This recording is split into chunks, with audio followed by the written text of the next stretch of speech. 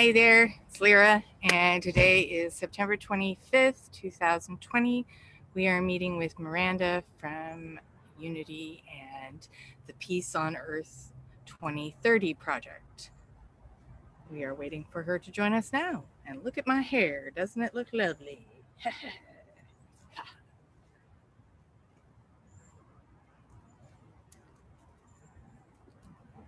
Fabuloso, you know? That's how hair goes. And what are we doing here? Where's your head? Where's my head? Ooh, we have somebody joining us. Woohoo!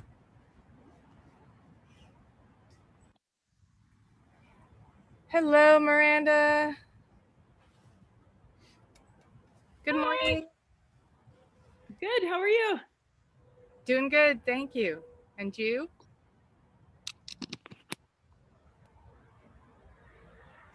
Where are you guys? We are in Fremont, California. Ah, no fires near you guys? No, on the other side of the mountains. Yeah. Oh, well, that's good. There were. They've kind of burnt off now. Yeah. Yeah, we're the same here in Colorado. There's still a lot of smoke in the air from one fire left, but there was like 4 big ones before. So it's getting a little better. Colorado again? I live in Crestone, Colorado, so it's way in the southern part. But the fires were, mostly all north of us, but still smoke from California and from there coming down here for a while now. We are recording this meeting, Miranda. I hope that's okay. Yep. All right.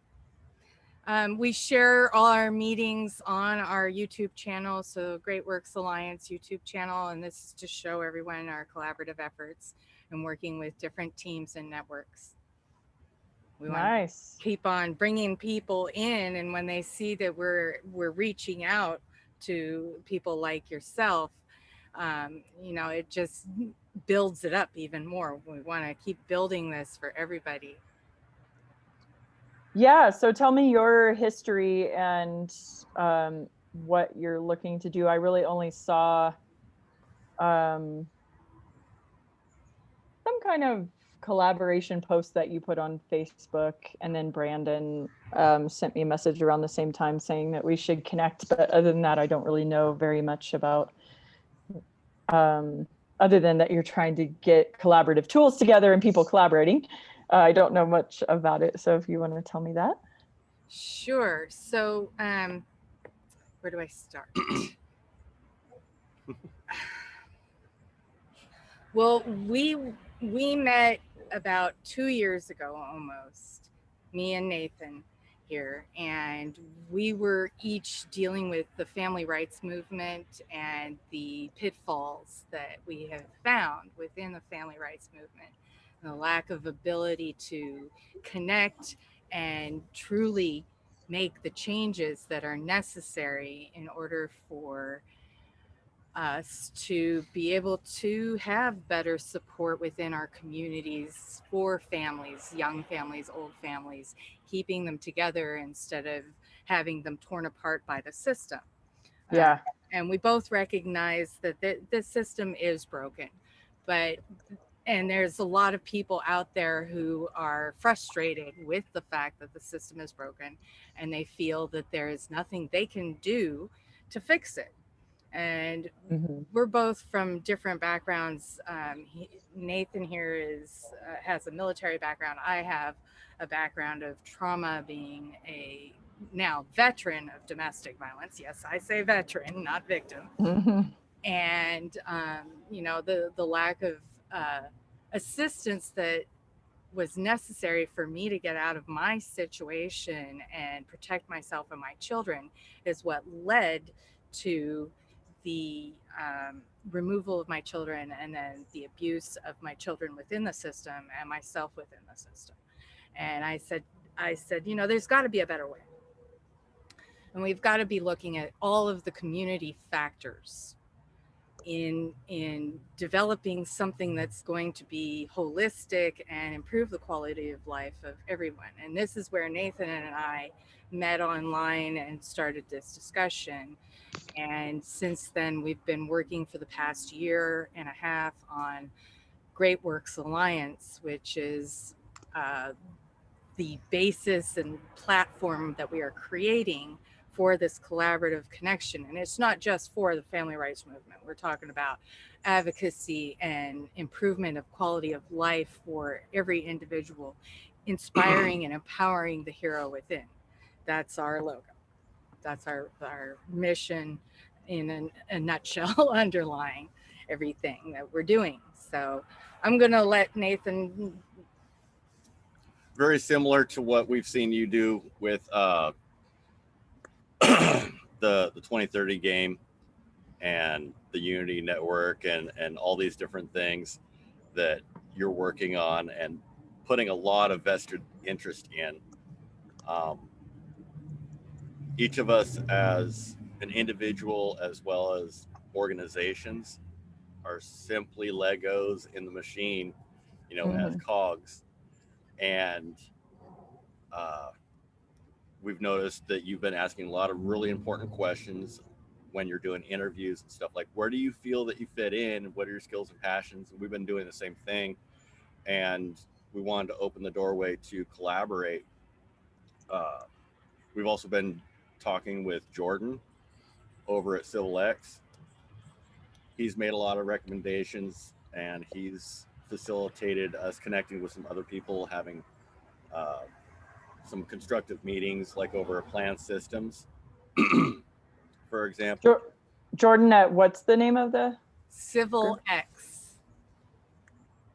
I think it's civilx.world is the site. Yeah, and are you guys connected to Janky with Humanitry? I'm not in sure. Hawaii. There's Jordan of yeah. I think he might have been telling me about Jordan and Civil X. I don't think I've met him before. I've met a lot of people over the years, but right. But yeah, if really cool. He's an awesome guy. And then there's Jonah with Jedi Alliance. Yeah, I know him. With Jedi Alliance. Yeah. Mm-hmm. So we've been looking at collaborations, and one of the areas we've been looking at is like on the technology side, we're trying to frame out an actual framework platform for everybody to facilitate. And I know you've been working in that direction to a degree also. Mm-hmm. And we wanted to have a conversation and say, hey, what are you focusing on? Let's get some info, share the info with each other, and see how we can connect the dots in complement to each other. Mm-hmm. We're building these bridges and collaborative networking to enable autonomy and improvement of quality of life for all. Yeah. And through retraining, you know, we were listening yesterday to what's his name? Jedi Academy and author, I forget his name. You were hosting the meeting with him. David Gershon. David Gershon, that's who. Mm-hmm. So we were listening to him talking yesterday about bringing fun and gamification to the Peace on Earth 2030, and how that is a step in the right direction. And what we're looking at is expanding that and integrating the Meritus badging system within our model. Building the collaboration teams and networking to get things done, focusing on small tasks for a lot of people who want to do something but feel that they cannot because we have this broken system. So we're saying, let's work on the small tasks that we can each accomplish. And if we can't accomplish that small task by ourselves, we have a full team that can join in and assist with accomplishing that task. And we were doing it community by community, and community service meshing is a big thing we're into here, and enabling the real community services to shine and be able to be supported financially and socially. Yeah, awesome. Totally along the same lines that um, I and quite a few people have been trying to research and prototype and are working on building a larger technology now, but it's not usable yet. So we use different pieces to accomplish some of what you're talking about, but still having um, groups that can prototype this. Like we have a WordPress version right now that has profiles, a marketplace, a token system.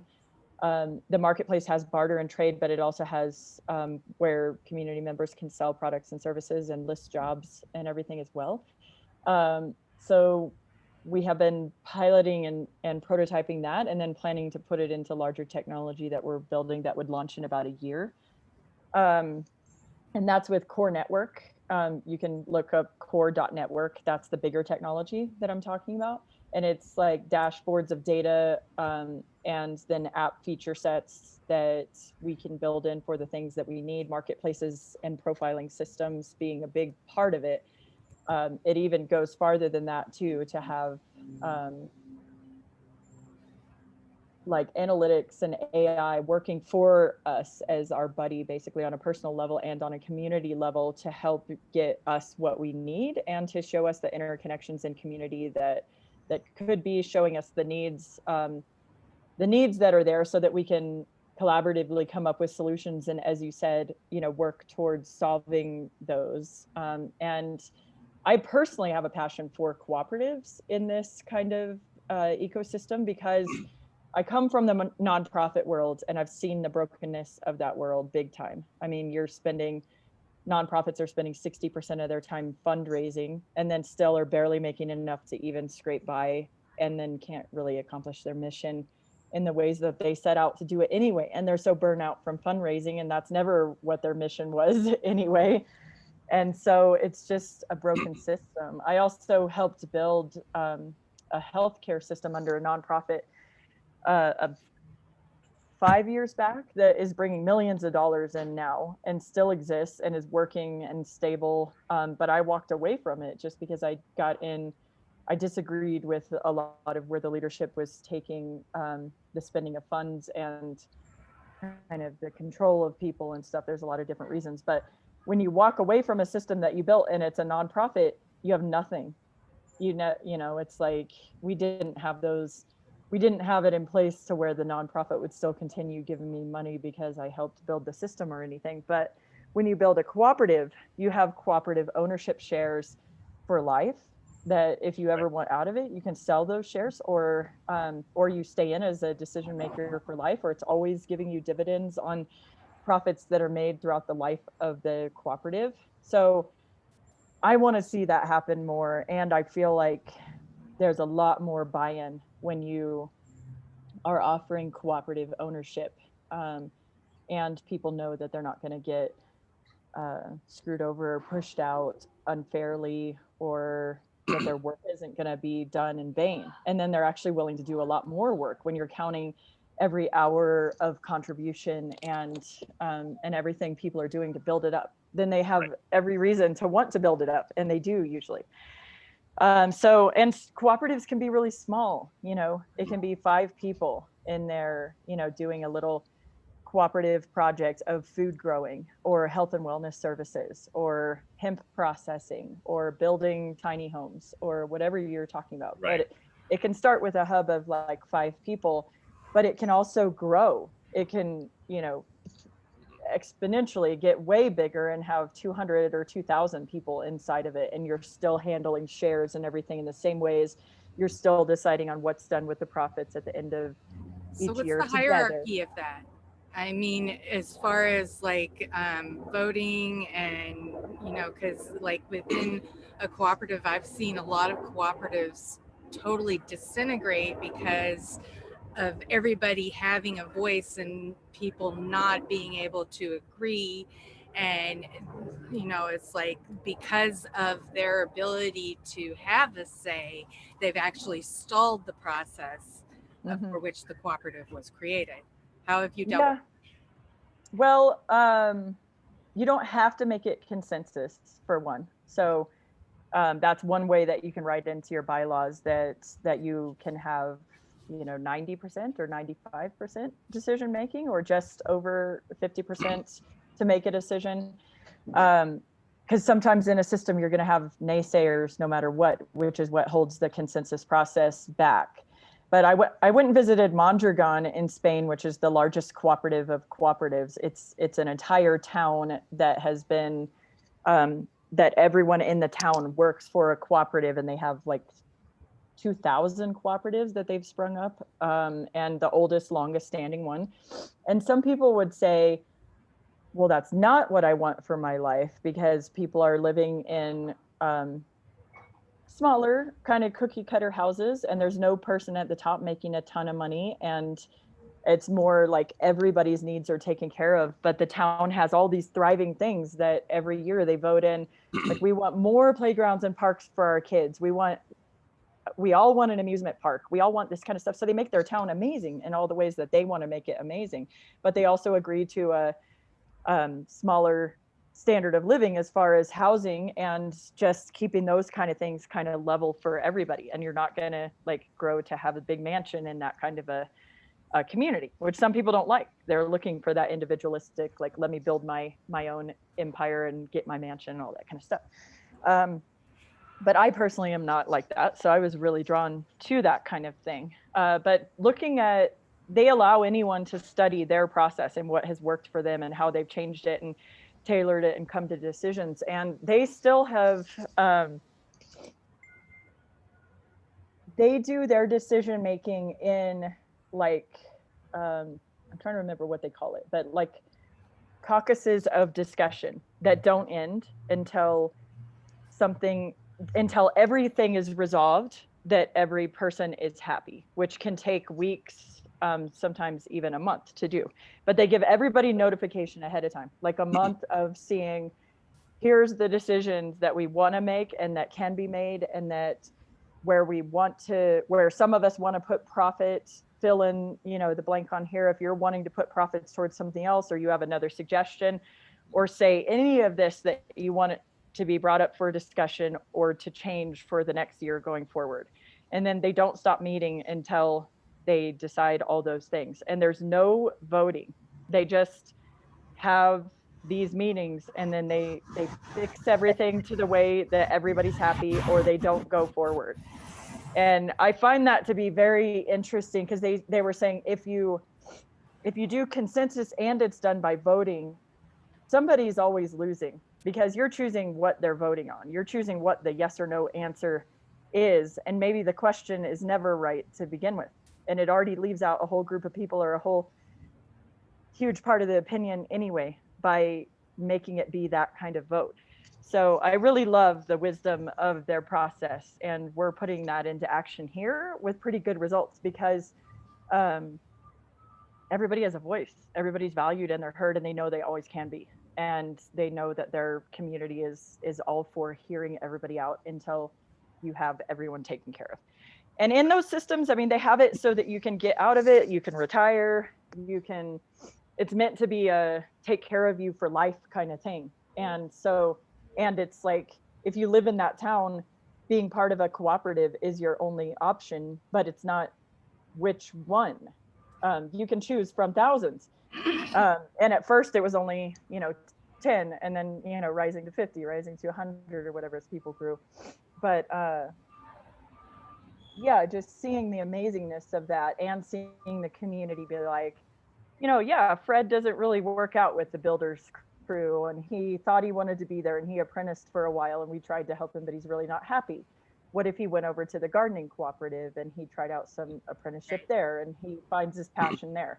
Or what if he joins 5 of them, and he works with a different one each week, or each day of the week, until he finds his tribe, his passion, where he wants to be, or maybe he stays being part of 5 of them all the time and just does little work with each one day a week, but he doesn't pick one. So it's really flexible like that, to where people can make their life path and their passions and their plan.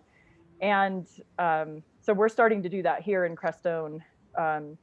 With We picked 6 basic ones that our community like has a need, an issue, a deficit. Like, this thing is not happening and we need more of it.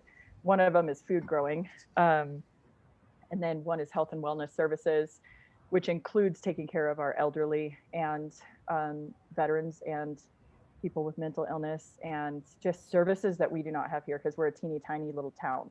So figuring out how we can do that with a lot of other healthcare practitioners, and offering restorative justice and, you know, conflict resolution services, and what can we do that our broken system is not doing well anyway. Right. And yeah, so those are and then just starting really small, like, who wants to play with me in this? And then automatically any hours you put in, yeah, exactly. Right?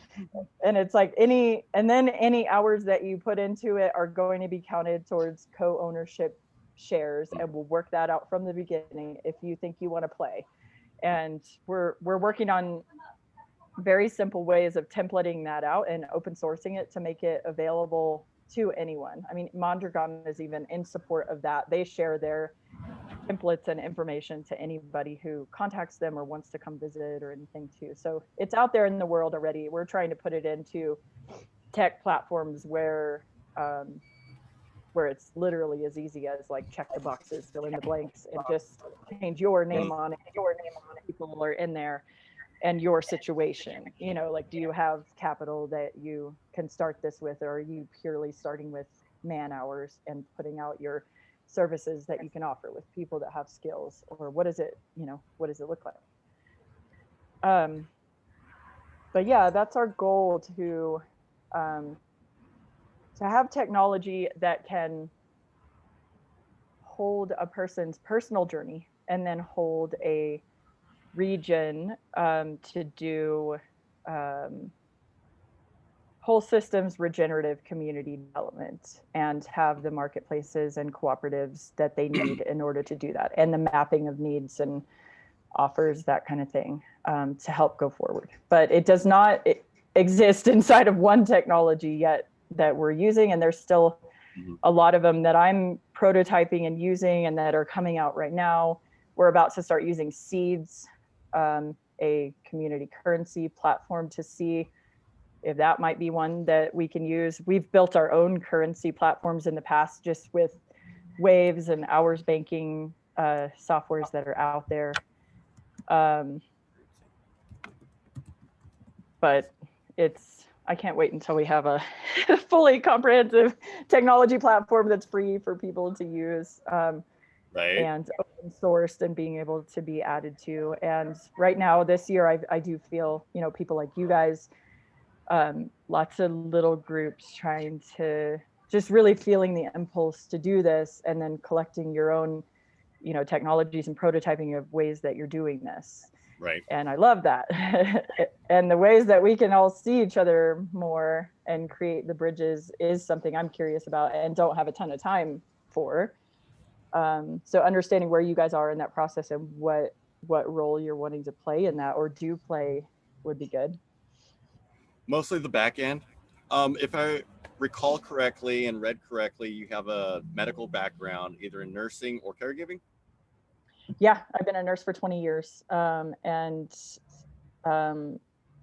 First I was a labor and delivery nurse, and then became a holistic nurse in about 2006, and set up some holistic patient care clinics, and then did like the one I was talking about was covering 4 counties wide with hospice and in-home services and in our clinic services. But we covered anybody regardless of whether they could pay or not. And but it was a very successful model. Kind of like the Village. Is there one called the Village? Yes, it's actually they've got it's specifically for elderly. Oh, I know what you're talking about. Yeah. Yeah. So the nurses come into the homes and check on all of the elderly people that are within the community, and all of their care gets taken care of within that community, whether it's within their home because they aren't mobile, or if it's down the road where the main medical building is. And I used to be a volunteer at the senior center up in Fort Bragg, and one of the things that I notice within our communities everywhere is that children are not playing with their grandparents. Yeah. Children are not being exposed to their grandparents. And Mhm. this is causing a great rift because there's so much wisdom and knowledge that the grandparents have. And instead, parents are spending money to send these children off to Yeah. daycare. My concept was, I'm sure that there are elderly that aren't good with kids, but a majority of the elderly would love to spend a little time just watching kids play. And they aren't going to need all that much money to watch these kids play, because what they want to do is just offer a little bit of wisdom along with the play environment. Mhm. And that would bridge a huge gap, I believe. And when I was talking to the managers and director at the senior center, he was gung ho and ready to do this. Unfortunately, he had some other issues come up that he had to deal with.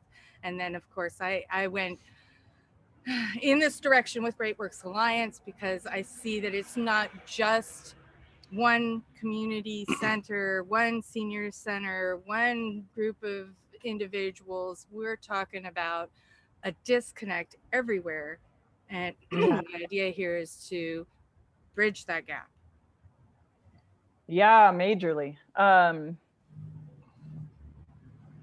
Yeah, and here in our community, we are working to do that as well. We're without having your own community center, it's hard to. We've been bringing some of the youth around to meet with the elders, but that shut down with the virus happening, because now all of our elders are on quarantine in our community. We have 35 of them that we're doing grocery delivery to. But they're not, we don't even see them face to face now. So that it's an interesting world to live in right now. So I'll be excited when that opens back up again, because things were heading more in that direction. Right. But yeah, and it's like there's so many of us that have the grandparents live very far away, or you rarely see them, like once every 6 months. That's how it is in my family and always has been. And yeah, it's like my kids have surrogate grandparents that do live in our community And that why they get not? to, yeah. And we have community meals that we have here a couple times a week. And there is a large mix of children and elders, and there's a lot of feedback that we're not having them watch our kids, but them just being, elders getting to come and be a part of, bustling households of kids running around and everything. And they're like, it just brings me so much life and joy and like a feeling of being part of family again, when a lot of times they're just shut in at home alone. So just having that experience. And I see people online on Facebook saying, I'll pay a family to let me come for Thanksgiving because I was an orphan, or I don't have, my family died, or whatever the case is. And I think every community should just have open spaces that are like, if you don't have family on Thanksgiving, make sure you're coming and spending it with us, and we're here for you. You shouldn't have to paid. I couldn't believe seeing ads of people wanting to pay, and they're like, I'll travel anywhere in the US if you say I can just come and sit at your Thanksgiving table. It was like, whew, heartbreaking. And inclusive and experiential. Those yeah. are a couple of factors that are very important and all too frequently overlooked. Yeah. Where I was heading is, I've got medical experience too, as like a medical assistant with Limited X. I was doing occupational medicine and biometrics and, uh, field testing and all kinds of stuff, where you're the face of the organization and essentially primary care. You spend the most amount of time with that individual, the client, patient, whatever they want to get labeled at. you know, or the organization is comfortable labeling them in their title. But we're familiar with systemic issues, root issues, and causation. Yeah. And those are some primary areas that we're focusing on the root levels, because when we focus on the problem visualized as like a tree and we go after the leaves, all we're doing is tickling them, you know, no matter how much money we're throwing at them or hours spent, manpower. The leaves may fall, but the tree's still there. Yeah. It's pretty much counterproductive in the long term. Mm-hmm. So we're trying to focus on the root issues and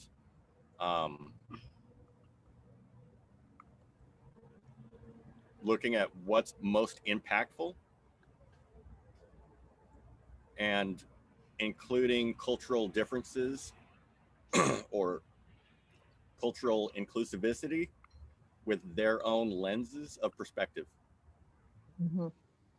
So when we're able to go ahead and identify something like the root issue, okay, this is the problem. We're not getting enough funding over here for education or the parks or healthcare or whatever. Okay, what are the things that we know do work on an objective basis, looking at the facts, looking at history, and how many of those factors were actually considered in contrast to like the US Census. It's right. It's like, what's even the point if you're going to be that negligent in how many factors you're going to consider? You know, we're just going to manipulate everything to go whatever. We share a common perspective of a target focus towards causation and remedy. Identify the factors and what needs to get done in order to overcome them to accomplish the objective that is the most balanced in every direction. Stack however many layers may be incorporated or may possibly be incorporated down the line, like downstream, but what's the most impactful for horizontal scaling rather than just vertical? Mm-hmm. And we don't have to mess with 200 branches on that tree. We can come together, work on one main trunk, and chip away at the next one. Do the same thing. And we've got this amazing bonsai sculptured, you know, tree going on in contrast to this neglected forest that gets a wildfire like in California every other year. Colorado, you know. Like... Yeah. So medical side, we're used to, you go to your primary care and they do an initial diagnostic or diagnosis. They're no different from a mechanic. And figure out, okay, what are the main trunks of what might be wrong or within the class or category that we can narrow it down. Okay, now we realize factor A, B, C. You know what? There are specialists for these factors. Let's get them in. That's supposed to be the standard policy. We don't see that very often, do we? Unless if it's like an extreme case and you hit these other factors that are really irrelevant just on the bean counter side. Do you have enough money? Do you have the right insurance that we cooperate with? It's not focused on the patient as advertised, which right there is fraud. Manipulative practices.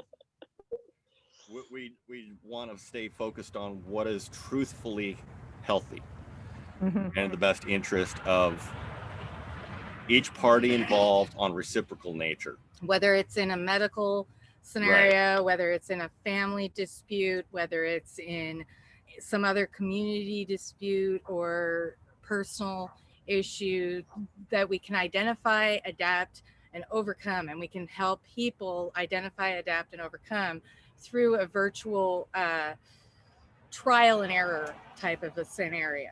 So first they can go into a virtual space and say, all right, well, I have these medical issues, just using the medical issues as an example. So I have shortness of breath, my blood pressure goes through the roof, and I'm having a hard time sleeping. So what pathways do I need to look at in improving my quality of health and life so that I don't have the shortness of breath, so that I don't have high blood pressure spikes, you know?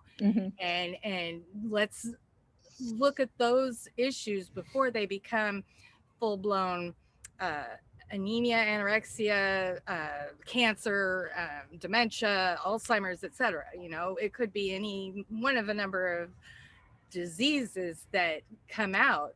But if we can stop it before it gets to that point, then you're improving the quality of life of the individual prior to any possible contraction or medical disharmony. I call them disharmonies because I'm a Reiki master, and I do a lot of work with chakra healing, and I wanted to actually share what we've been working on with you regarding that, because this is like the backbone of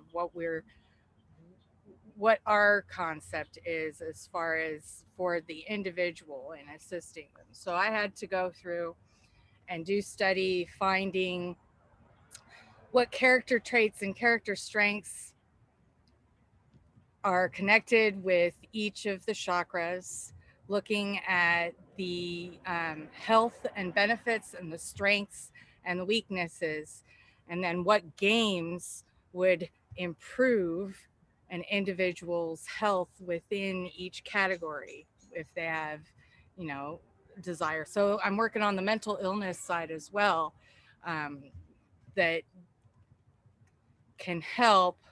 We have many layers that we've put together in this. So another one, where's that one? There it is. Another one I've been working. Huh? Oh, it's all in awesome.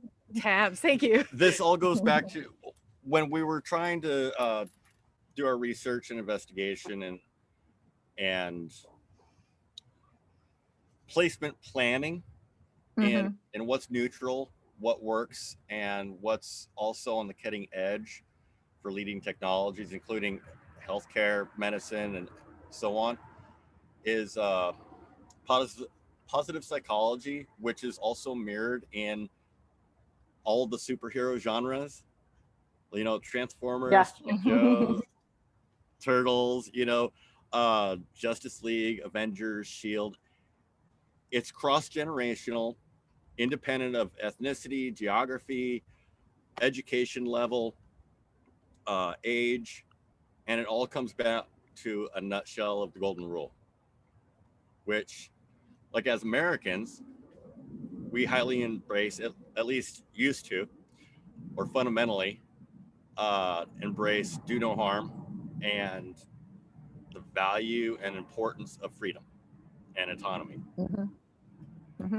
So if we were to imagine three spheres, for example, as three different entities, say like us three, we all have our personal ranges of. Excuse me, I have to get my dog. He's barking. You're good. Permissions and consent. Yeah. And so that basically rings out like a solar system of where do you put someone? Are they a best friend where you share a whole lot, which has a tremendous amount of trust, versus someone that's an acquaintance that you just barely know. You know their face, you say hello, you're civil with them.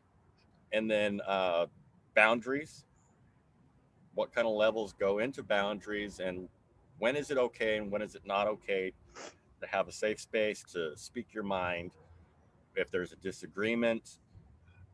That also goes into historical interactions and conflicts, from whether it's a personal to team, like a local region, your county, to your state, to your nation, or internationally. Do you have peacetime? Do you have wartime? What are the rules of operation between those scopes? When are those defining lines? And, we see stuff like this all the time in medical industry, especially if we're in, say, caregiving, and you're dealing with someone that, an individual that might have Alzheimer's or sundowners or daytimers or dementia, different forms of dementia, or a different form or level of education. Mm-hmm. So if someone's from the other side of the tracks and they're used to living in Compton, or some other area that's pretty rough, and there's not a high level of education there, there's a break. And the mentors generally have more life experience and are able to go ahead and disassociate themselves on a personal basis and step back and say, hey, looking at this from like a bird's eye view and based on my experience, I think it would be wise. I would suggest it would be wise that you go in this direction, because it seems as if, from what I'm hearing, you may not be looking at all the ramifications. What happens if you do this? What's the next step? And that also goes into gamification, just like on a very basic level. Can I just back up a step too? You just mentioned, so mentors do the bridging in between people of different education levels and try to help kind of be bridgers and translators. How do they Independent get of high education or low education? Yeah. How do they get picked, or their training, or they just naturally have an ability for that? Or how does that happen? That's something we can explore. What we have already right now, like, we'd love to spend more time with you when you're available. Slide into your schedule. Yeah, now that I know co-working meetings. Yeah, now that I know what you're trying to do, there's some other groups too to kind of tie into that are talking about these kind of things, and very collaborative and open source and sharing all the time anyway. And I don't know how many you're tied to already, or if you are tied to. Have you guys talked to and met the S7 Foundation or the New Map people?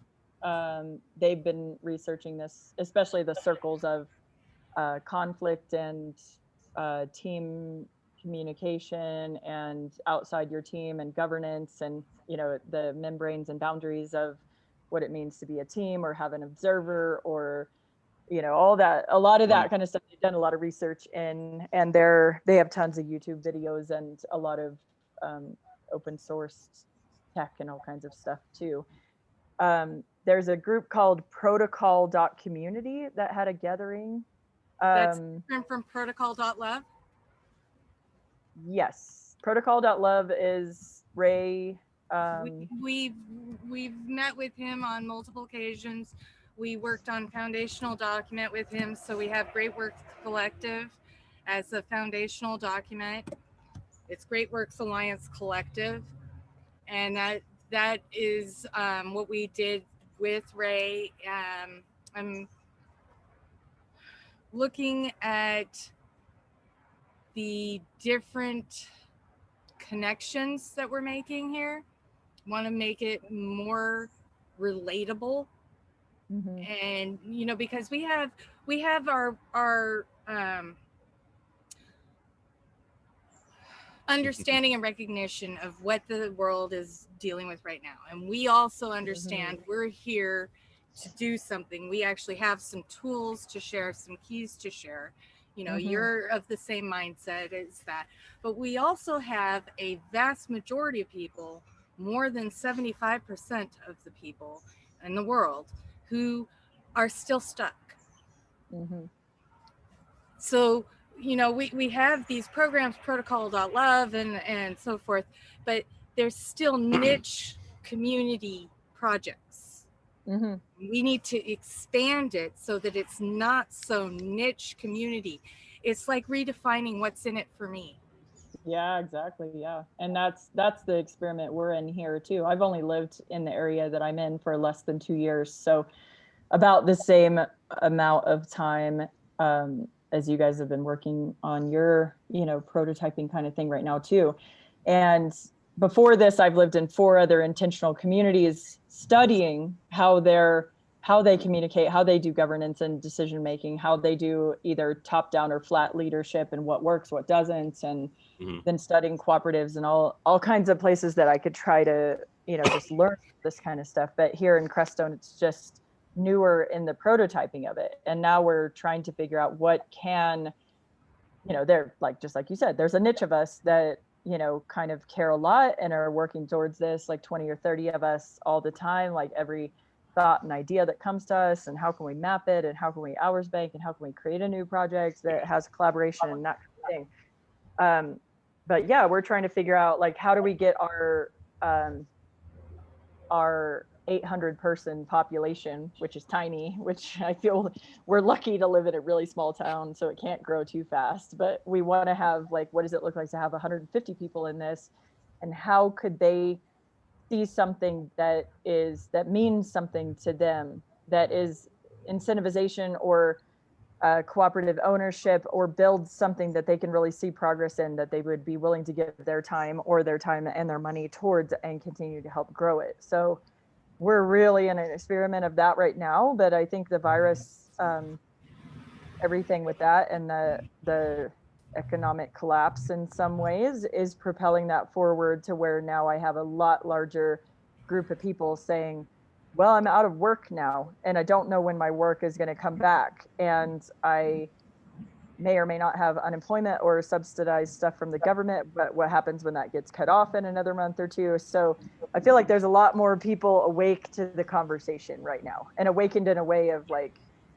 oh shit, I could have everything, my location displaced by not having the right income or what I'm used to having, or ways to even go and find income right now. So would I play in a gamified system of trying to create our own local economy and community bank and technology that can help map all of us, and create our own marketplaces where we can do as much as we can here locally and make our own little sustainable town, instead of just sitting there and doing nothing and watching it collapse? Right. So we kind of came at this beautiful time, yeah. with the intention of being like a data-centric integrated backbone that's bi-directional. So each of these niches or different communities essentially act like a module, kind of like a vertebrae in that backbone, and then the nerves going out from each of those modules or sections intermesh into a nervous system that feeds the rest of the body. So it really is a full ecology of economies and different types of ecosystems. Have you ever considered the concept of doing pay to play within one of those intentional communities to further incentivize the growth and perpetuation of the different projects, and incentivizing additional growth? Yeah. And we're trying to encourage with this next stimulus check, and looking into, like, Andrew Yang has a project called Humanity Forward. He is one of the presidential candidates. I don't know if you've heard any of his stuff about universal basic income. He was in the presidential running this last year or so. But he has a lot of videos on this. But he has a organization that has been raising a bunch of money that is anticipating, economic collapse on a much greater level. There's already, how do we deal with society and those that already have a really hard time making it, and are homeless, or end up homeless easily if they have like one little thing happen in their life. They're just riding that line. But we're about to see that population grow much larger if the economy keeps going the way that it is, with so many jobs disappearing right now with everything that happened with the virus. So his concept is implement a 3-month trial run of universal basic income by getting money from private donors that want to help with this issue and see this be prototyped. And they're asking for towns or community organizations that could help distribute these funds to a region or an area. So they're asking, like, if you're a credit union, if you're a community bank, or if you're a community organization that already deals with a workforce or marketplace of, population, then please apply with them to see if this could happen in your area. So we're like, Mhm. oh, that would be amazing. You know, if we can get a whole population of people receiving $1,000 a month for Right. anywhere from 3 months to a year, and then collect all the data to see what happens.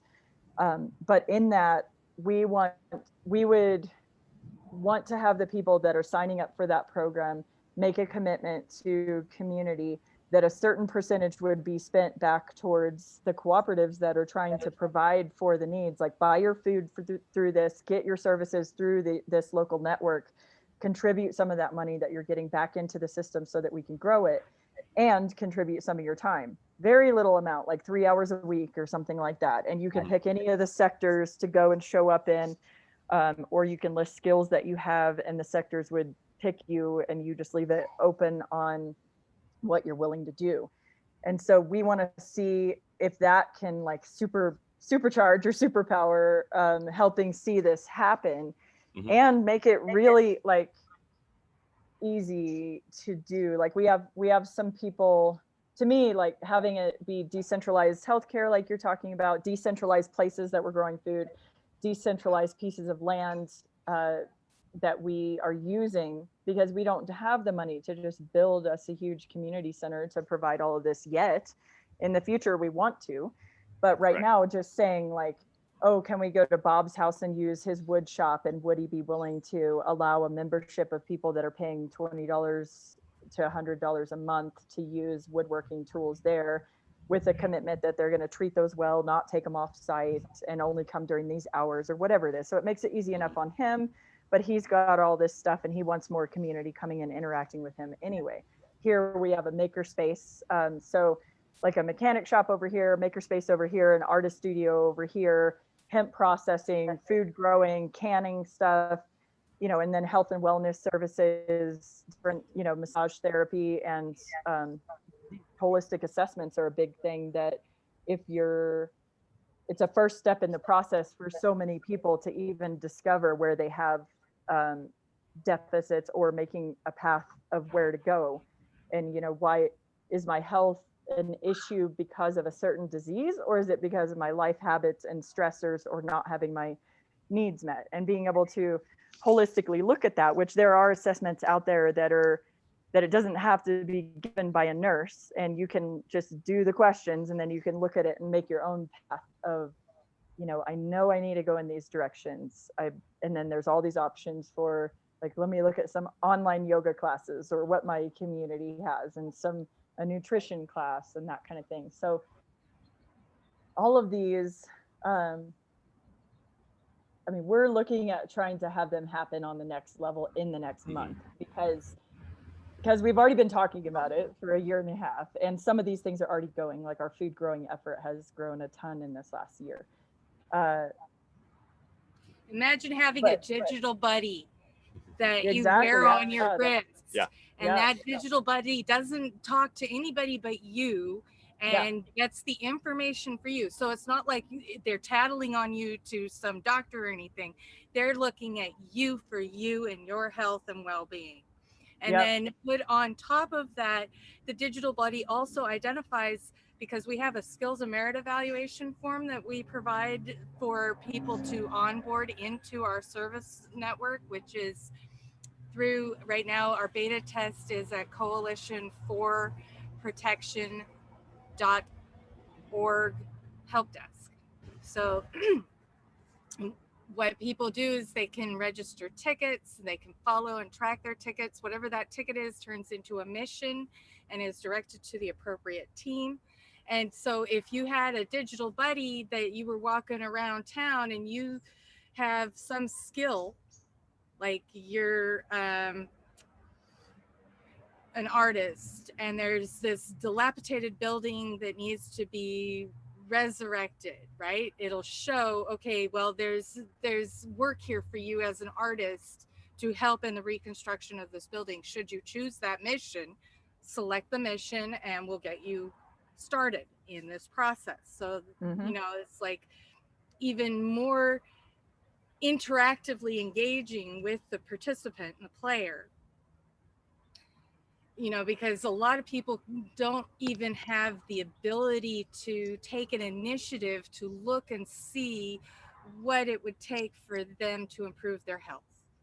They've been told by the doctors, they've been told by television, oh, you just got to get this pill. You've got to just go to this doctor and ask him to prescribe you this medication, regardless of the side effects. You know, we want people to, you know, realize that that television screen is lying to you and your digital buddy isn't going to. Yeah. So yeah, this is a big piece of what we've been talking about over the last 4 or 5 years, and that we're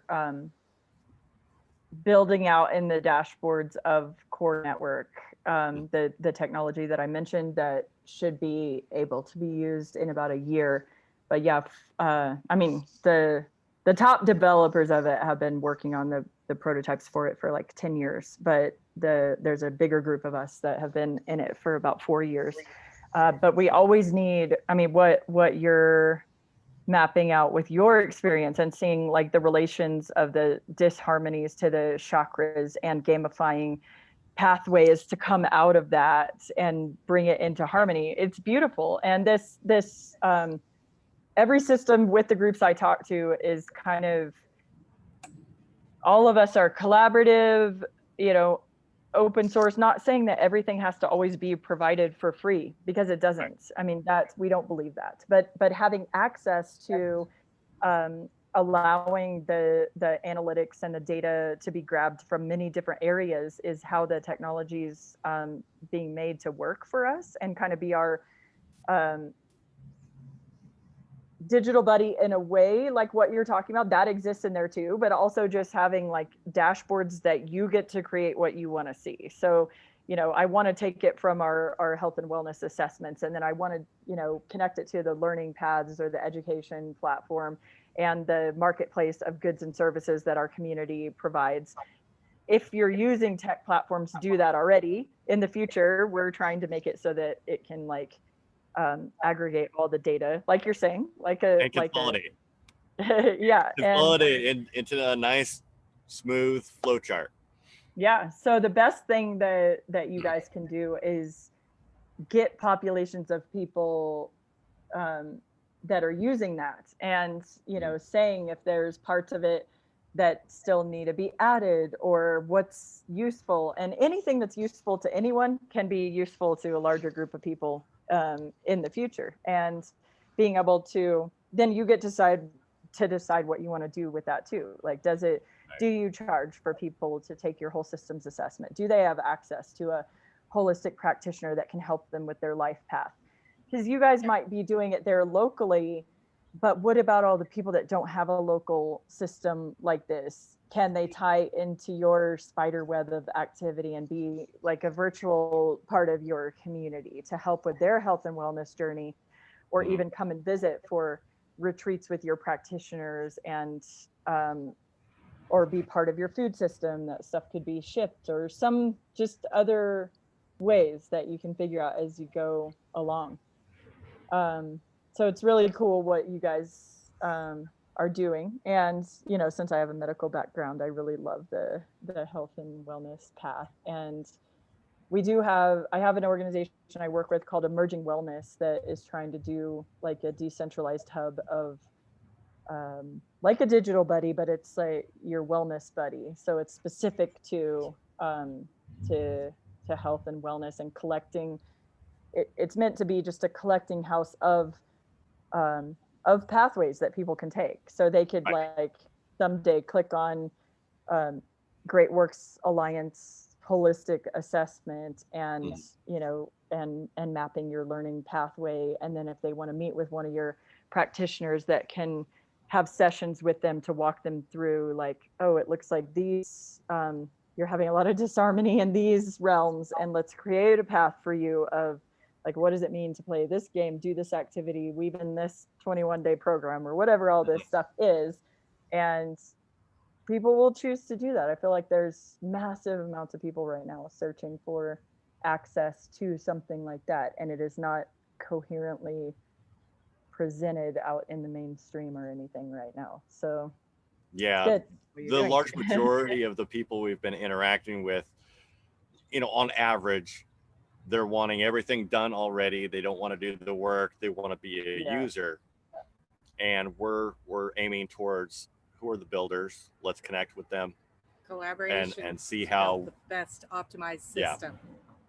Yeah. yeah, And but sometimes it's going to research. stay in niches for a while, especially of early adopters. And you don't want too many early adopters that just want to use your system and take advantage without being willing to give. So building in those, Smart contracts. yeah, smart contracts, feedback Yeah. loops of give and take in proper proportions, Mm-hmm. and allowing it to be something that a person can give even if they are very much struggling, but it's still, everybody can give something, especially if they're asking to receive something. And so just finding the ways to creatively have that happen, and be able to look at, what does it, can elders, sit with a group of young children, and just be, kind of supervising, but just enjoying each other's company, and have that be counted as something that's beneficial for the whole community and for them. Yeah, of course. Right. Can they, can people sit around interviewing people that may think they can't contribute to a system because they're too sick or too have too many things going on, but still helping them walk through a way that they can give, fixing the elements that, like, well, I don't have transportation, I don't have a way to get there. Well, what can you do from home then? Or do we have a community transportation system that we could just get you there because you're willing to give 8 hours a day, you're saying, if you Yeah. can get Right. there, like, okay, let's figure that out and how we get you there. We're And just strong bridging believers in those gaps. reciprocity. Yeah. We have, so I'm going to send you a packet. It's our introduction packet for Great Works Alliance. It's a Yeah. link to a Google Drive document. So I'm going to do that now. And one of the chapters we have in that is the pillars of ethics. Mm-hmm. Big And one. I think you'll like it. This is, I studied human resource management at the College of the Redwoods several years ago. Mm-hmm. And this was the biggest thing I took away from that because, from my experience and my understanding, it is our ethical conduct that enables things to move through smoothly and without hiccups, and that everybody can be involved and everybody is acknowledged for their involvement and their contributions. And that's another thing that what we're looking at here as far as like the Meritus badge system is all about that recognition, because people want recognition for the things that they have done, that they have accomplished, and that builds that person's self respect up. And it's about self respect. When you Mm-hmm. have acknowledgement, it's somebody else showing you that respect for what you've done, but it also reminds you when you look at that badge that, hey, I did that. I accomplished that. If you Mm-hmm. have a medic badge, for example, Mm-hmm. how did you get that medic badge? You had to go through training, right? Mm-hmm. And we could say, oh, well, I have this certificate, but you can't really show that on your profile or your wall that somebody's coming to view. But if you have a badge that somebody can see on the side panel of your view window or whatever, you're looking at, they're going to want to be your friend because of what you've accomplished, not because you're just saying, I want to be your friend. You know how we have on all these social networks, oh, well, I want to be your friend. Or somebody wants to be your friend, and it's like, well, I don't know you from a hole in the wall, and there's nothing really here that tells me who you are, and what your skills are and what your passion is. I mean, Yeah. I want to know that because I'm passionate about what I do. Or your level of skill or aptitude or level of resiliency. What's your learning curve? Are you on the short path, or are you a late bloomer? Mm-hmm. And that's why I shared with you those badges, is because that's what I'm working on now, is putting these badges, and there's different sectors of badges. So there's the virtues and character traits is one set of Mm-hmm. badges. The ethics is another set of badges. The skills is another set of badges. And all of these badges can line up next to each other, showing their correlation with each other and how you can get the job done, and how you have been able to accomplish and improve in your quality of life, how you've been able to improve on your intelligence, how you've been able to just become more of yourself instead of what's happening right now, where everybody's sucked into a television and they have no clue who their own identity is. As well as through a communal stream rather than a niche, for where one culture or organizational culture aligns. So, for example, sectors of society that are acknowledged by the UN or by you guys or by Civil X. What are those sectors, and what are the factors that you guys are acknowledging or recognizing for stages or merits, what have you? You're basically just your framework. And okay, we're taking this quantitative analysis that is what comprises the Great Works Alliance methodology, our stream. And then, okay, Civil X is over here. How does that correlate? Jedi Alliance, how does that correlate? And we're looking at the similarities like, okay, this just does a beeline straight through. There's no conflict. That's what we want to focus on. We can come back around and do the cycle for any iterations outside of that, like fringes. Yeah. So many of us are on the same page with what we want and need. I'll say that first. And I put some examples in the chat too, just so you can see more about some of the things that do exist or that we've done in the past that hold some of these elements. And trying to build some of this out in WordPress to get what our community needs, or get some of these pieces, because you can do, learning paths and dashboards and online curriculum and badging systems inside WordPress pretty easy with some of their plugins. Are you guys doing this right now? Are you making the map of it still, or are people earning badges and tracking their skills and interests and passions and everything already? A little bit of both. So the testing ground that I mentioned earlier at coalitionforprotection.org is a testing ground for an OS ticket system that we have set up. And you can go to the OS ticket system as a guest. You can register as an agent. There are missions at the bottom of the help desk. And from there, so here, it's a 4 pros.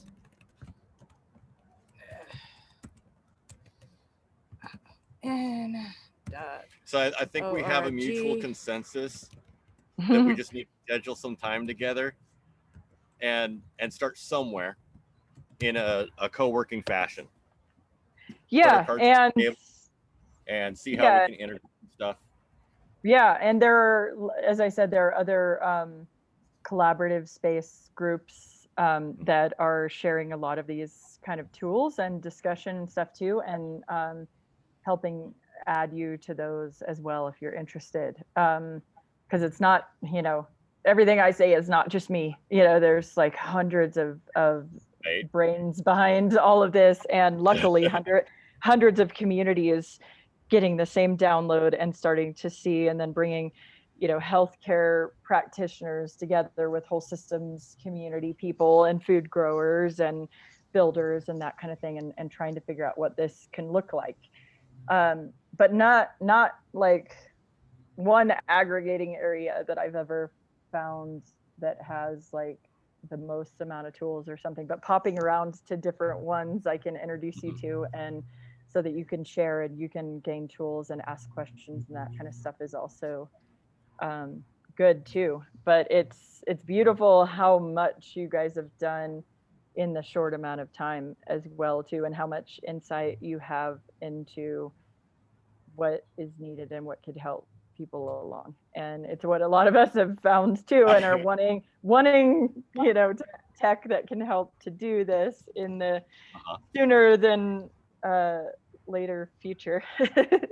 Right. And everything, even if you're tracking stuff now, even on Excel documents, as you have lots of them in Google Docs and everything, and making charts of what people are finding in the self-discovery or assessment process. Yes, they have their own personal one that they might not want to share with people, but encouraging people to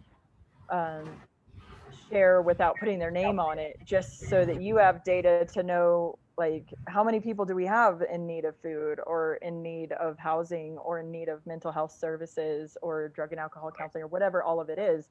And just seeing, like, okay, 50 people have submitted this assessment, or we've gotten them to take it, which is, we've found, a very personal one-on-one process. We've never been able to put out an ad on Facebook groups or anything that says, hey, take this personal assessment and bring it part of community so we can help do this better. You have to, like, convince people the value of doing it, taking the time, and how it will benefit them, and then how it would benefit to share that data in a community commons or collective. So, but just stay on it,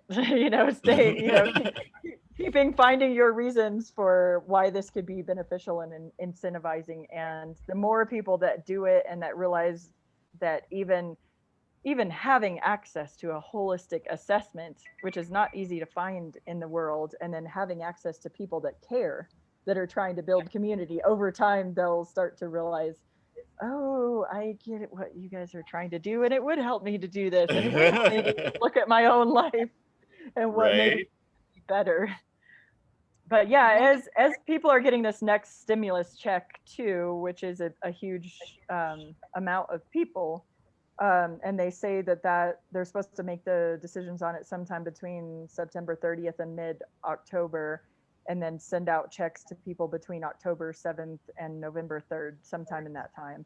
But I think trying to ride that wave and hit that kind of thing of, like, would you be willing to donate $100, $200 of your stimulus check into this, mother fund kind of thing, that we can all decide together on how to build up our community and provide for the needs of our community better.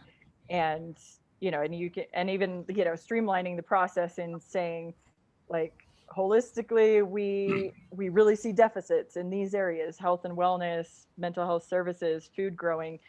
But are there others? Allow people into a collaborative process of knowing that if they contribute the money, they make that commitment, then they get to decide where it goes. But then the next step in it is, would you give 3 hours of your time for the next month to experiment with us on what we can build up if we had workforces accomplishing these tasks and moving towards solving the biggest needs in our community? And just experiment with us, please. You're gonna get the stimulus check anyway. Just do, if we could get 100 people, like, make a visionary kind of thing of, if we could get 100 people to give $200 of their stimulus check towards this, and 3 hours of their time every week for the next month or the next 3 months, we could accomplish this. And just start to speculate on what you could accomplish and tell that story.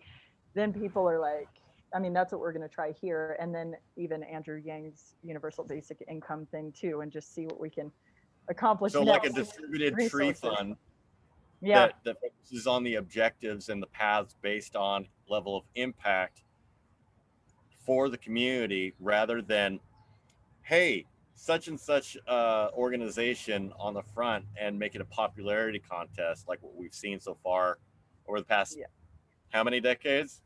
Yeah, exactly. I mean, I'm trying to stay away from leadership. Say that again. I say the money keeps being laundered out by the executive directors. Yeah, because they want to take all the money and leave nothing for what the services are. One of the things that we've been working on in that aspect is called the donation tree. And the way we want to be able to provide a view for the consumer, or the player of Great Works Alliance, is and allies is an annotated Angie's List of services. So similar to Angie's List, only it's service sector oriented, and all of our guests and players get to add to that and then also rank it. So we have a form for like service ranking, like assessment. So for nonprofits, community sector nonprofits, what was your experience? You know, that's a part of deciding whether or not funds should be allocated to trust and reputation tracking and impact tracking is what we call those things.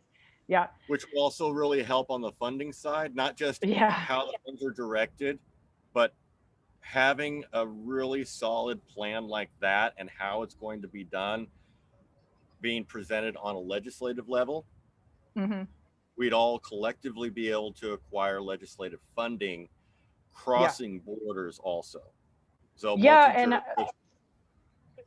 this really needs to happen, you know, and will revolutionize, you know, resource flow and funding in the future. But I have spent like 5 years talking at the UN and around the SDGs and solving the SDGs, and then with large foundations and philanthropists, and like, how do we switch this to where you can see tracking of funds that they're actually going towards making an impact and not paying anything extra than that. If you're sending a flow of funds, you need to be able to see a tracking of hours served and what that built and all of that kind of stuff. And if it's not working, pull your funds out sooner rather than later. And, you know, minute by minute, hour by hour kind of tracking of this. I haven't been able to, most of the people I know have not been able to get traction with that concept at a foundation and philanthropist at UN level, at government level. But we've been trying a lot, but now I'm like, let's let the people invent this. If the people can show the impact, every dollar spent, every dollar that we contribute together going towards the impact and building something new, then these other big organizations will come into it if we start to build it and start to flow that and do that. I'm tired of talking at the other bigger levels. So for example, I put in the text a little bit earlier ago, having a memorandum of understanding within the community, you know, that would be operating within their field, their scope, their language, and pay to play would actually be actionable.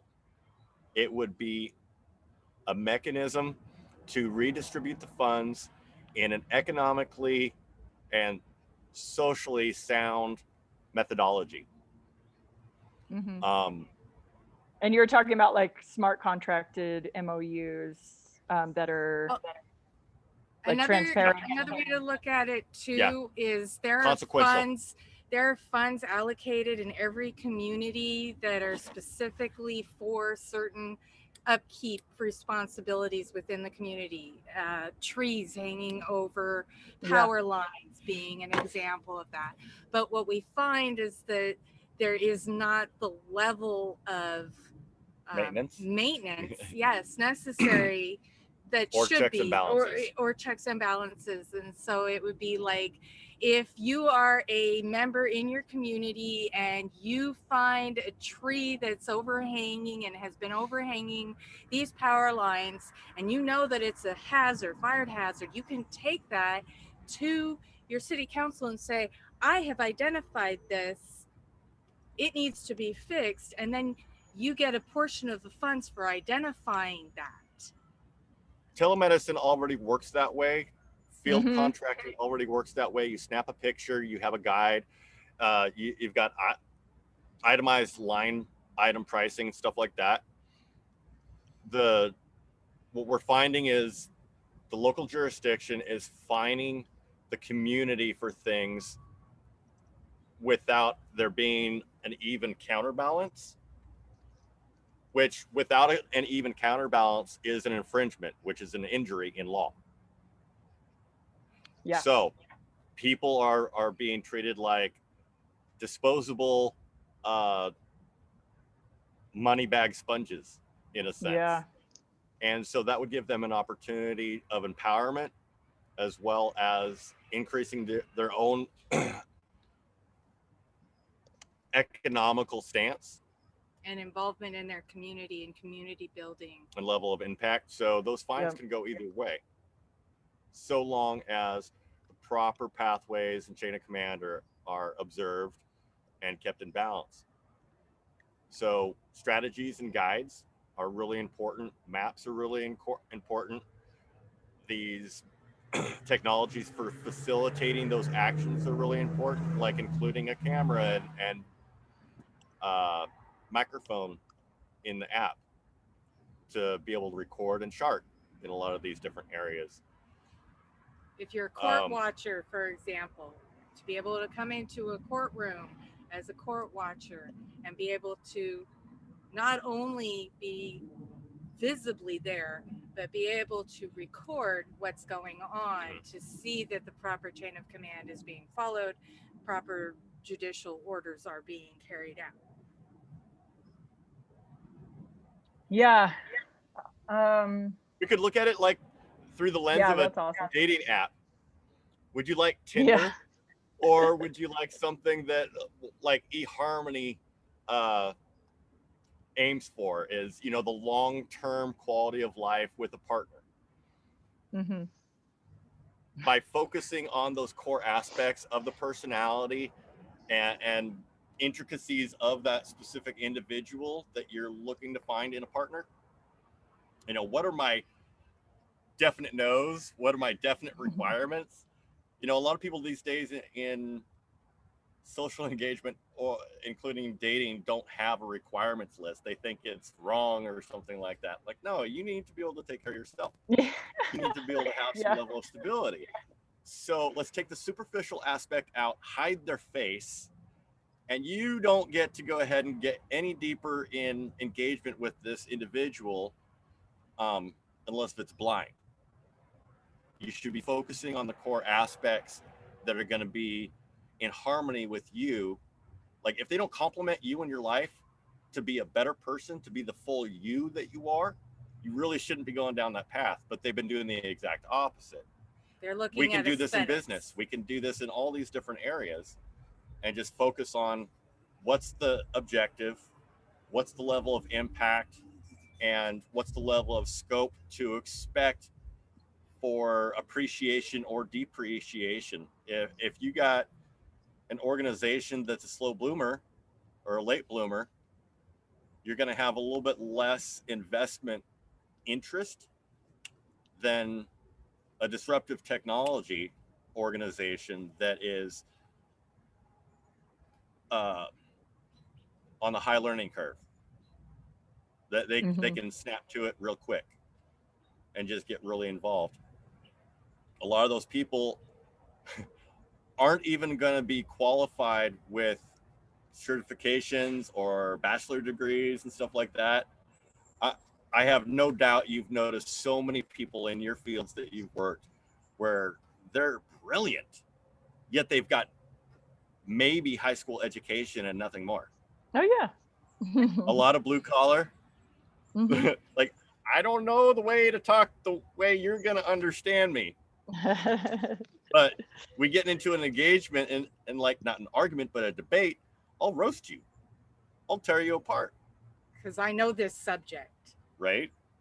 Mm-hmm. So we have we have put into this framework that we're putting together is a bit of vetting, but it's also like there for dispute resolution, conflict resolution, and so forth, and advancement through that. It's called, so we have Fight Club. It's a virtual Fight Club to be able to get people to work through the process with, you know, that other person, bringing in the different information, the real information, resources to resolve the conflict in a peaceful. Yeah, I love that. I think that everybody that doesn't include that as a piece that is just about peaceful. I mean, I'm all about peaceful resolution, but sometimes I love healthy debates. I was the head of the debate team when I was in high school, and I think that our society can take evolutionary jumps forward if you allow healthy debates, and having, I mean, a debate process is real, and allowing, setting a date and a time and saying, okay, you two both have very polarized views on this thing, but both of you have a reason for why you're holding your stance. So bring it to this field and use the debate criteria, be ready for it, do all your prep time. And we're going to, get in the debate ring in a week from now, and you can have an audience that's going to learn from this process too, and fully, debate it out just like you would in a real debate. And but I also think too that even when you're living in community with people, things arise with tensions between people, and sometimes dynamic tensions that need to be resolved quickly on processes that if you're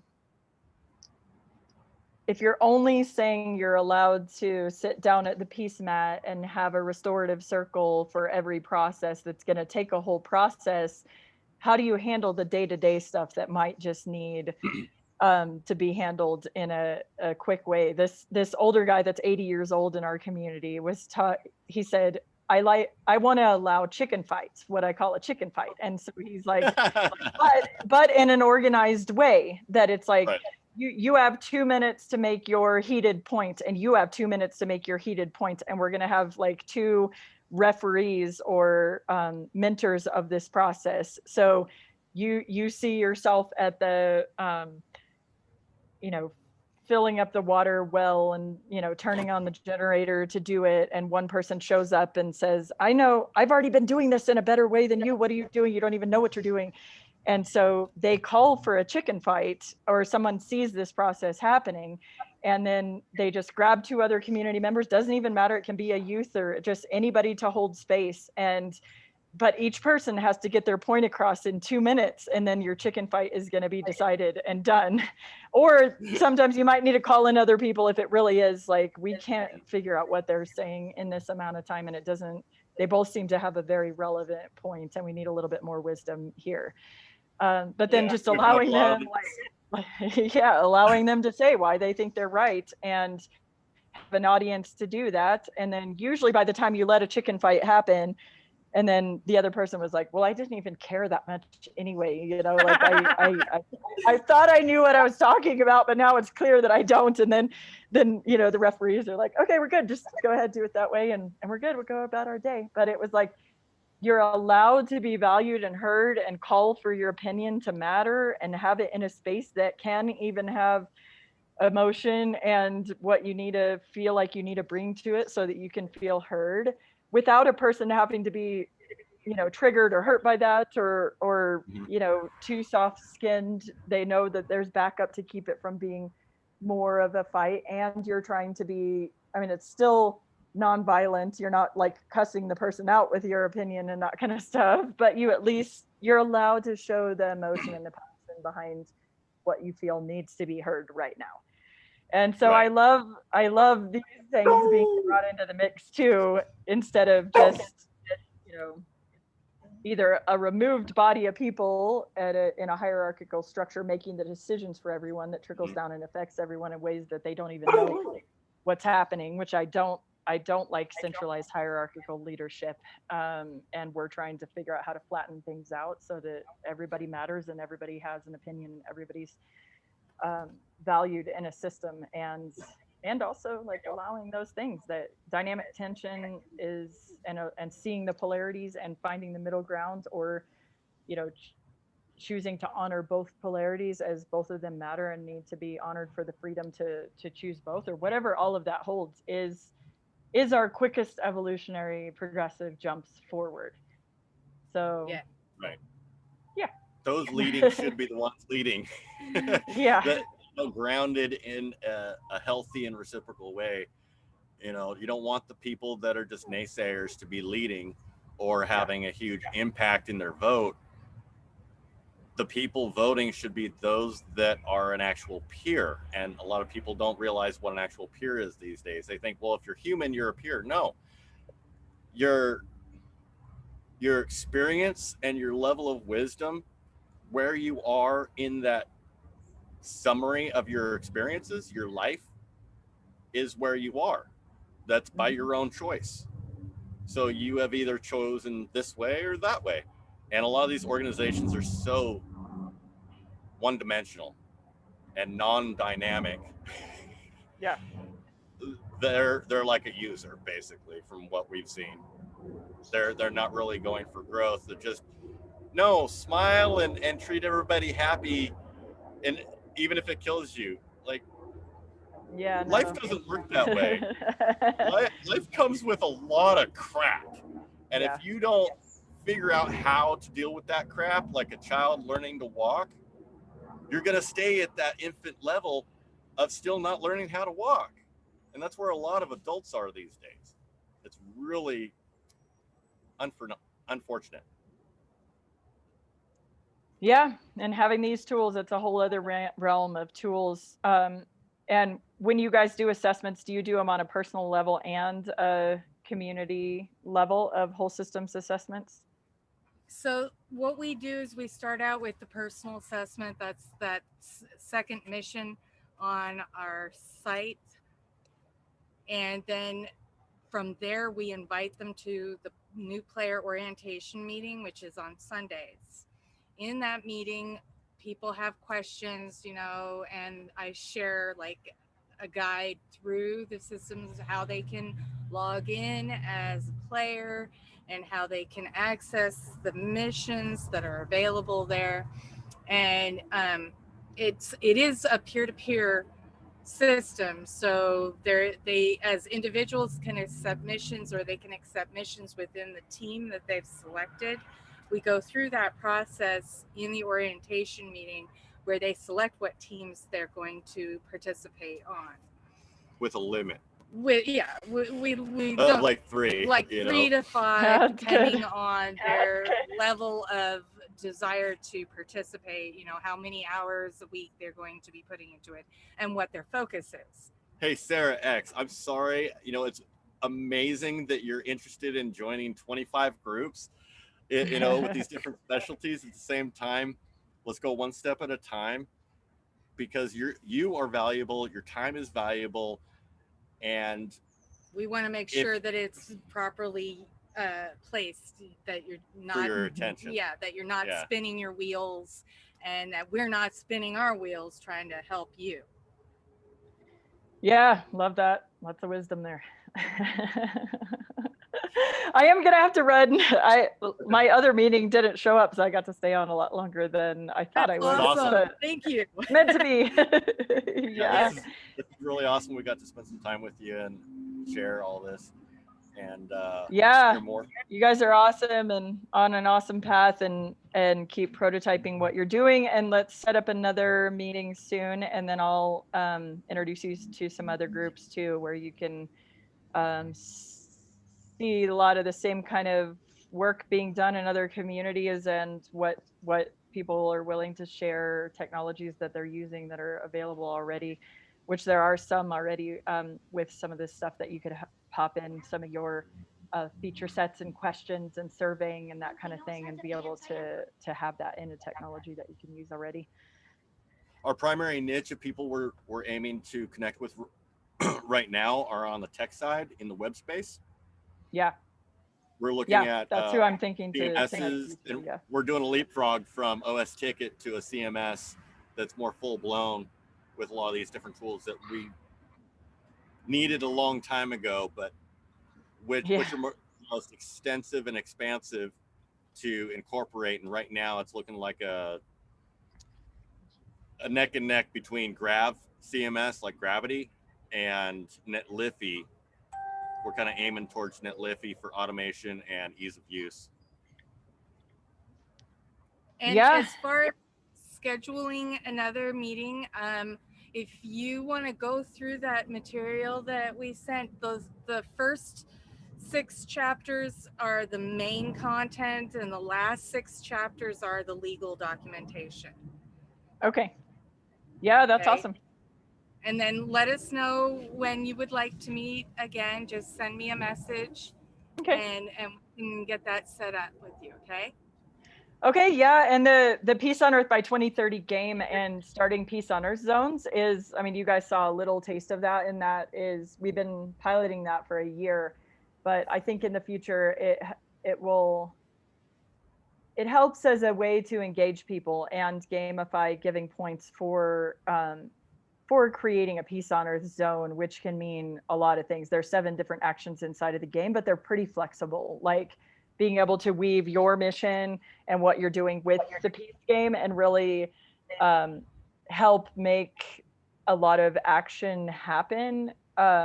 And then track it inside of our gamified system on how you guys are making impact and stuff too is a cool piece of it that you got a little taste of it, but that's what the Peace game is created for, to be able to include other people's missions and what they're doing and gamify how we look at what does peace on Earth mean, what are all the elements that we would have to accomplish to make a peaceful, loving, harmonious place that we live together and associate and have inner peace with each other on one-on-one levels, peace with our community, and then peace on a whole global level at some point.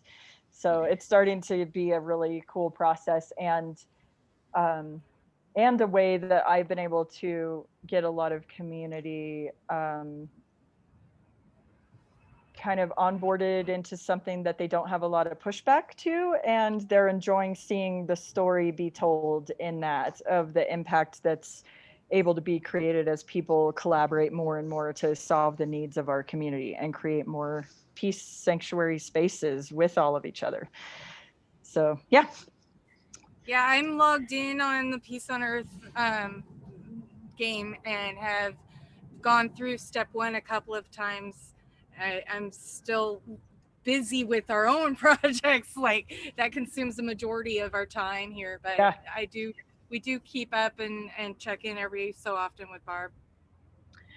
Yeah, and we have a team leader training session next Wednesday evening. If you guys are free, it's 5 p.m. California time next Wednesday for the Peace game team leader stuff, because it does go in rounds of 4 to 6 months at a time that a team plays the actions of the game to get familiar with it. And so our next session is starting like October 1st, and this is the onboarding session for it. It's recorded too, though, if you can't make it at that time, but you want to see it afterwards and just see how you play the game and how it weaves with community and stuff too. You can watch the recording after if you can't come. But good to meet you guys. Yeah, let me send it. Yeah. Mm-hmm. That would be great, and we will definitely try to make it. You're going to be hosting it? Yep. David Awesome. Gershon and I will be.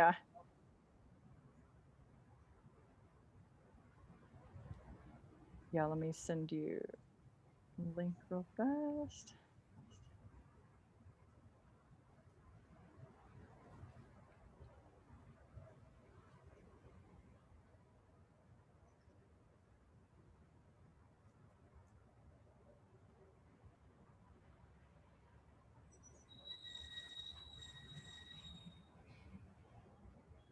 When you're going through the material, take your framework that you've got, like with the pods, for example. Yeah.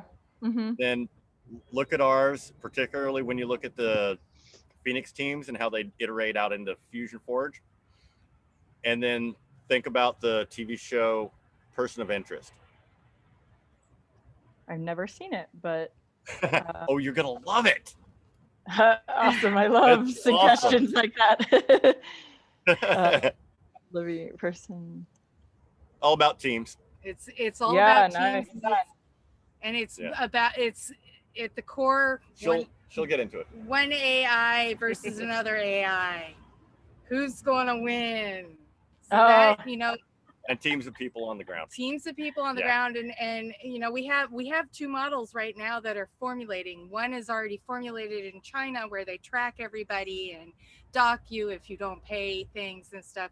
And then we have another model that we're working on here, you and us and many others, that is more inclusive instead of exclusive. So Yeah, you know, nice. that's I'm where we excited to look into it, and I'm glad to have an intro to what you're sending me, and so I can look at what all it is and know more now about where you guys are at with everything and how you're using it. So thank you for sharing, and I will look through it, and then we can talk about it next time we talk. Sounds great. All right. You have a great day there, Miranda.